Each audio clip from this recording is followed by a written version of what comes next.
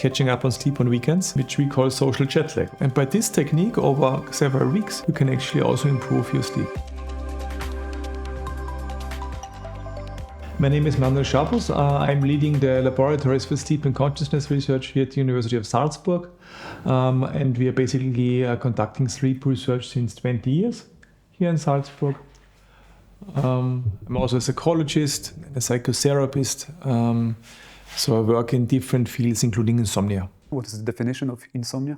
Definition of insomnia would be like restless sleep. So like you have problems falling asleep, sleeping through, or waking up too early. And this is a very common complaint, meanwhile, internationally, especially in the Western world. So 25 to 30% say that they have very bad or bad nights every week. If I have a bad sleep, if I have regular bad nights, does it mean that I have insomnia? How would I know how to diagnose it? Interestingly, the diagnosis is purely subjective. So if people say they have bad nights for at least 3 times a week or at least 3 months, then you diagnose it as a sleeplessness or insomnia. And you also have to report daytime impairments so that you have some problems during the day with concentration, with getting more irritated, for example, with having problems to concentrate. And that's alone is enough for the diagnosis. But of course, you would like to have also some physiological data, like sleep data directly from the sleep lab. But that's not very common, actually. How can I deal with it? Are there any lifestyle changes I could introduce to my life? Yeah, there is I would say the gold standard therapy is the cognitive behavioral therapy for insomnia, which is a set of rules, tips, exercises, what you need to do over usually a course of 8 weeks in order to improve your sleep. These are things like that you have good knowledge about sleep, that you know what to expect from sleep, that you know how much you should sleep, how regularly you should sleep, not to have, for example, nicotine or alcohol just before going to bed, things like that. But also like changing your sleep routine in the evening. So basically exercising every evening to basically calm down, to get slower in the way your brain is working. And this takes time. It's habit change, and habit change is very slow. So you can do this manually in psychotherapy with homework, home exercises, or we try it, for example, with digital therapy, with apps, so that you get every day like 10-15 minutes tasks which you should do in order to basically calm yourself down and get less aroused. Is there any change that one can introduce that will work for everybody, or this is highly individual? It's very individual, and it's actually the cognitive behavioral therapy for insomnia is a set of different things you do over 8 weeks. You really have a lot of things to learn about sleep, a lot of things to change. By definition in the research field, sleep restriction is interestingly the most effective one, meaning you restrict the bad time because people often say they only sleep 4 or 5 hours. Then you could say to them, okay, if you only sleep 4 or 5 hours anyways, then restrict your bedtime to 5 hours. So then you need to go from the bed, for example, from 2 to 7 in the morning. And the experience that people make is, if I only lie in bed for 5 hours, I also sleep most of the time, because then there is a very high sleep pressure. People often underestimate their sleep duration. So they believe they sleep 4 or 5 hours, but they often sleep 6-7 hours actually. And if you then limit the bedtime to 5 hours, you have a sleep restriction, sleep deprivation basically. And this sleep deprivation helps you to then sleep well at that times which you're allowed to stay in bed. This is one of the techniques which you learn within these programs. This is still building a habit, right? Yeah. It's still building a habit, and it still would mean that we usually check those people every week and we see if their sleep efficiency, so how many percentages of the night they really sleep, is going up. If it's very high, if it's like over 90-95%, you would say it's very good. Then you can extend your bedtime. Then you're allowed to stay in bed for half an hour longer, for example. But if you fall below 85% of the time, so you are awake at least 15% of the time or more, then you again reduce your bed window to have more sleep pressure. And by this technique, over several weeks, you can actually also improve your sleep. But it's a very hard one, hard to continue. Please tell us about the sleep study, what that is. Sleep studies in our field have very different phases. So in Salzburg, we are having sleep studies with babies. So looking basically how babies are sleeping, what they already learn prenatally, where they are most of the time sleeping in the belly. Basically how this prenatal learning can be shown right after birth. For example, in EEG measurements or also in videography, where we look basically if they fall asleep or wake up when we present certain stimuli. For the clinical field, we mainly do insomnia studies, so for the sleeplessness, where we compare basically control groups, which get very little treatment, as compared to this cognitive behavioral therapy program for 8 weeks, where they get everyday training for 8 weeks. And then we see from beginning to the end, from before week 8 to after week 8, if there is an improvement in subjective sleep parameters, which is actually the most important, that subjectively people say, I feel now rested. So you compare subjective with what you measured? Exactly. So you look at both. You look at subjective change from before to after therapy, and you look at the objective change. The objective change in insomnia studies is often very difficult to find because people believe they sleep very little, but they often don't even sleep that little. So it's more like a phenomenon that people are hyper-aroused. Their brain is hyper-aroused, meaning they don't even feel when they fall asleep. So it could be that they fall asleep at 1, they wake up at 2, and subjectively they say, oh, now I was awake for 1 hour. But they weren't. But this is part of the hyper-arousal phenomenon, that they are too excited and too aroused, and therefore also don't feel this restful or fading of consciousness, so to say. Is it possible to do a sleep study at home, or do I need to come to the sleep lab? You can do a sleep study at home as well. Actually, the sleep laboratory is the medical gold standard, but it is also a very expensive one. In Austria, you pay up to 1,000 euro, or the insurance company pays up to 1,000 euro for 1 night, and you have often wait lists of 3 to 6 months until you actually get a recording. You can record at home. There's one way which is called polygraphy, where people usually get ambulatory system, where they go home, where you usually measure their activity and their breathing parameters, so that you see if they have, for example, sleep apnea, so if they have problems with breathing at night. We are more interested in real the sleep itself, so the structure of sleep, the light, the deep sleep, the REM sleep, the dreaming sleep. And for this you can use, of course, variables, but many variables are simply fitness products, so they're not very accurate. And they also don't need to show that they're accurate. That's a big problem, that the end consumer doesn't know, is this now a good or not good device, and then it gives me some feedback in the morning. So for that reason, we developed our own app with an algorithm which is called Sleep 2. And we are using polar sensors because we know that they're very accurate. And they actually share the raw data, which is the most important to us. So you can measure on the upper arm or on the breast, basically, the heart rate variability, which means really the variability in milliseconds between 2 successive heartbeats. And this millisecond change is giving a very good information if you're awake, in light sleep, deep sleep, or in REM sleep. So you are talking about HRV? Yeah, exactly. Talking about HRV. And these HRV parameters, they can be computed in very many different ways. It's a very complicated measure if you take it to the maximum. And you also can look into successive heartbeats next to each other. Or I could predict, okay, if I see this within the first minute, I see usually that after 2.5 hours. And these artificial networks would learn all these dependencies in all directions. And for that, they can get very, very accurate. And our network now is so good that it can, to 95% accuracy, get the same results like a human expert with polysomnography. And with the big advantage that you can sleep at home, right? You sleep in your home environment with your dog in bed and your wife in bed, whatever you usually do.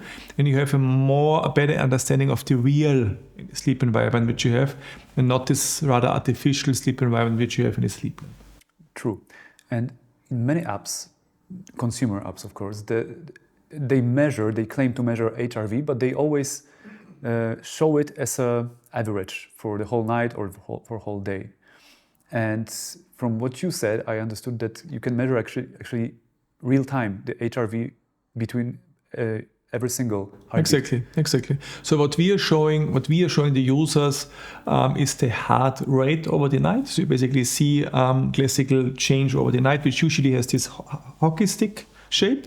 So it should start high. You're in the sympathetic nervous system more or less, and then you get more rested, and you see the heart rate goes down. This you see as graphs continuously in sleep too.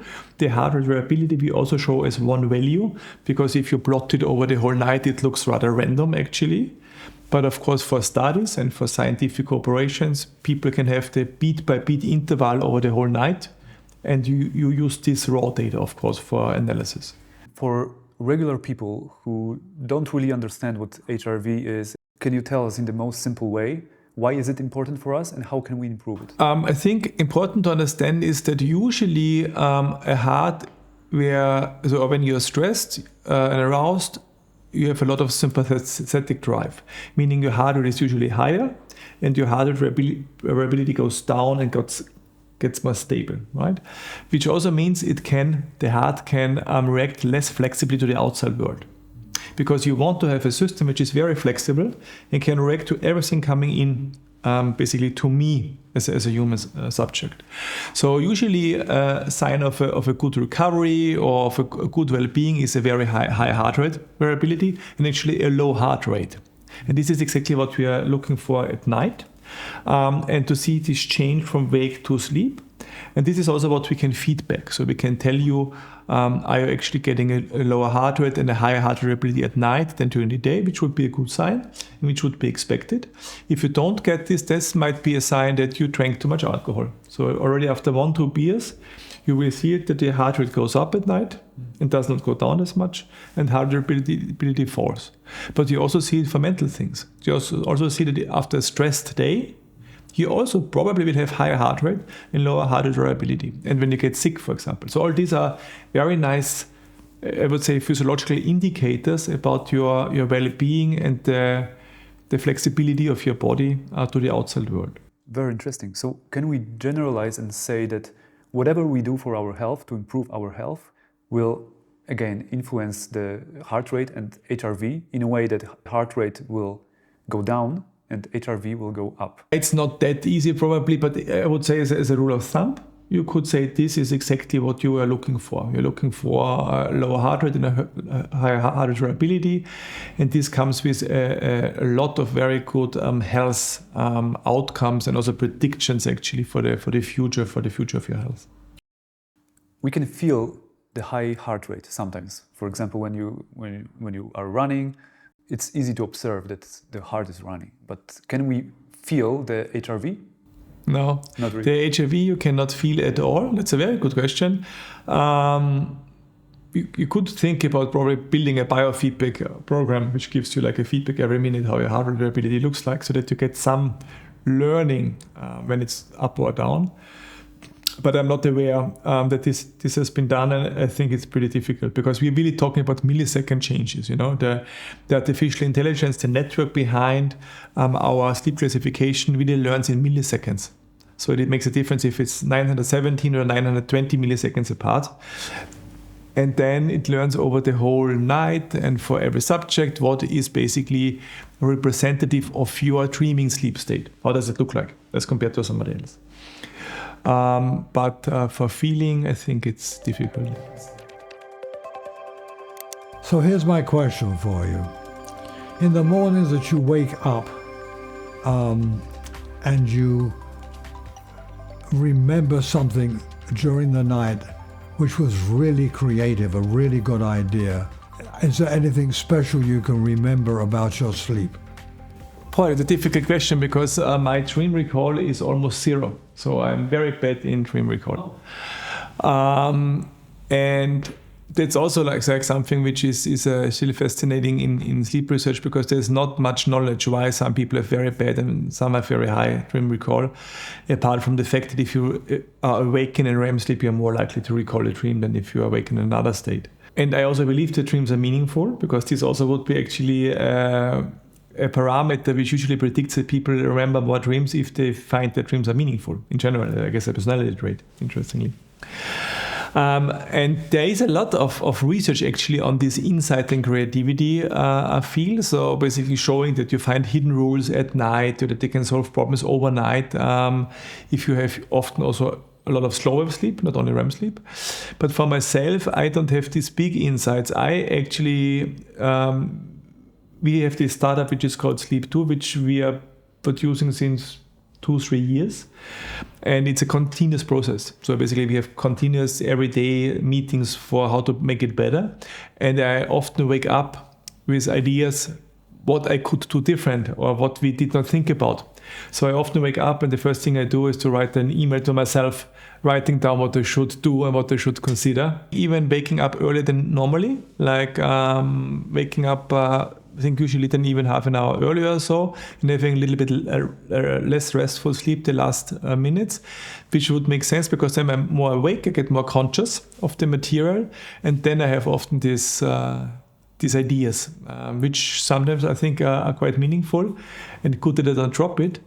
But it doesn't seem to be very sleep specific to me. I also have this, for example, on congresses. If I go to a congress and I sit every day for 10 hours in lectures, which I like to do, then by listening to that, being also in talks which are not directly relevant to me, sometimes I have these thoughts which can come up, and then I write down myself ideas and things to do, which I would not otherwise have my brain probably otherwise doesn't have the time to go there and to think about it. So I don't have this creative moment so much in my daily life, because then I'm a more fireworker to try to solve all the problems which are currently there. Yeah. So going out from routine, that's exactly going out from the routine. Then we have more neurons created, I think. And how is your sleep? Very good sleeper actually. It's also I'm perhaps not having the least stressful life, because everything is always very very quick. I try to really highly prioritize my sleep. So I really try to sleep until the last minute in the morning, which I can. Try to go earlier to bed if I feel very stressed and if I feel that I'm not 100% feeling well. And I think this protects me a lot. I probably have no 5 sickness days a year. I think that's a big advantage of sleeping a lot also and improving your immune system. And I don't quite manage the 7 hours which I want to have, but I manage my 6 hours 55 minutes or something, because I measure my sleep with Sleep2 since 1.5 years continuously. So I know pretty accurately when it goes up a bit or goes down, but yeah, I get almost there where I want to be. And what we also recommend, it should be this 7 to 9 hour sweet spot window of real sleep, which are necessary for adult people.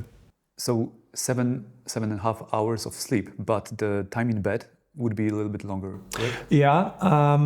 So we always say the minimum is 7 hours time, total sleep time, meaning at least 7.5 hours time in bed, because then the normal subject takes 10-15 minutes to fall asleep. Everybody has around 10-20 minutes awake time. Also, you don't feel it, but very short awakenings, which you have over and over again. Often you don't feel it below 2 minutes, more or less. But you have them. And if you subtract that, then, as you say, you need at least 7.5 hours in bed, which in our society, not too many people manage. That's why almost everybody is catching up on sleep on weekends, which we call social jet lag, right? So you basically have a jet lag because you induce it on yourself, and then you catch up on the weekends. Let's talk about state of the art in sleep medicine, in sleep research. Naja, the state of the art is still classical polysomnography with EEG electrodes on the brain, EEG eye, EMG muscle. Sleep study. Polysomnography sleep study, I think you would need to say, because sleep study could be everything. Some people do sleep studies with actigraphs. So many studies which you have in the internet are simply done by actigraphs. So this just measuring when are you active, inactive. When you're not active anymore, they assume that you're sleeping, and then you get this marked as sleep period. Of course, very inaccurate, but many studies are done like this. I think the future will be to have precision medicine using wearables and artificial intelligence like we are using it. So that you really can have a sensor which everybody can use, below €100, and the app which measures your sleep in your habitual environment, which is one thing that you can basically measure accurately like a sleep lab. But the second thing is that I think you can do much better medicine, like really digital precision medicine. Personalized, if I may. Personalized, by letting the artificial intelligence decide what is the best for you. So yeah, that sounds like science fiction, but yeah. It is not very much science fiction. It's just a matter of having enough data, because we could do it already right now in Sleep 2. The problem is you would need a lot of subjects. You need thousands of subjects which try different types of therapies for insomnia, different exercises, different sleep tips, different biofeedbacks, whatever. And then we see how does this affect the next night. So which effects to the next night's show, what is your benefit? And then you can look, okay, what kind of person are you? What is your age? What is your gender? What is your personality? What were your baseline sleep parameters? And use this to basically build a persona, which then the AI then decides, okay, this persona is best treated by that at the beginning, and this after 2 weeks, and this after 3 weeks. So do we call it phenotype? Is it phenotype? It would be like a phenotype, yeah, exactly. It would be like phenotyping, where the network would decide on its own how many different types are there, and seeing how many different or which therapies are then having the best benefit. But it's not trivial, of course. If you think it to the end, the question is also, what is a good night? You know, we record 50 parameters per night, so you would need to decide which of these 50 parameters is now the one which you prioritize and say, this is showing a good night, right? But I think this is where medicine is going. Of course, insurance companies, the medical field, they are all rather conservative in moving forward, because they have many feedback loops to basically also don't go in the wrong direction, of course. But I think that's where we will go. And it also will make medicine much cheaper, of course, because if you can do it at home with a cheap sensor, what you have in a sleep lab is still much more information. You have brain data, you have eyes, you have muscles, you have respiration. So it's a very intense measurement, but it's a snapshot. It's 1 day in a year, right, where you do this in an environment which is completely non-normal for you, non-habitual. And this, I think, you can greatly supplement with a continuous home measurement, which is also accurate, but it's not coming with all parameters, for example. And combining those two could be the ideal future medicine. Is there anything at the moment already on the market that we could actually use for that? Is there any wearable that is like medically approved we can use at home continuously every day? Actually, we are getting a medical product by next month. So if everything goes well, fingers crossed, in February we have a medical product with Sleep 2 in our insomnia treatment. The sensor itself is not medical grade, and medical grade also would be difficult, because then it's certainly not below €100 anymore. So basically you cannot combine it in that way that you say you want to have a wearable for everyone, and at the same time it is a medical product. So I think you have to decide either or. And it will be a diagnostic product, what it will be? Actually, from the diagnostic accuracy, we know that the H10, which we, for example, are using, is comparable to the gold standard ECG. There's no difference. So if you take the heart rate and the heart rate variability measures over the whole night, and you overlay the time series, they are the same. So there you definitely could get the same even accuracy criteria.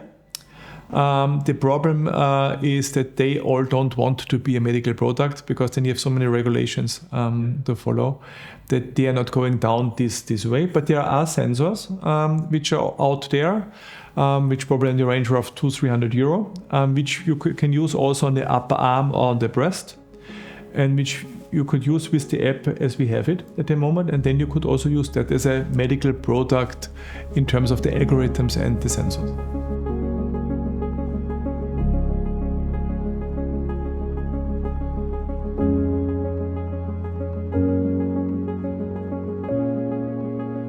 So here's my question. I wonder what are the best breathing techniques for professional athletes to calm down in important moments?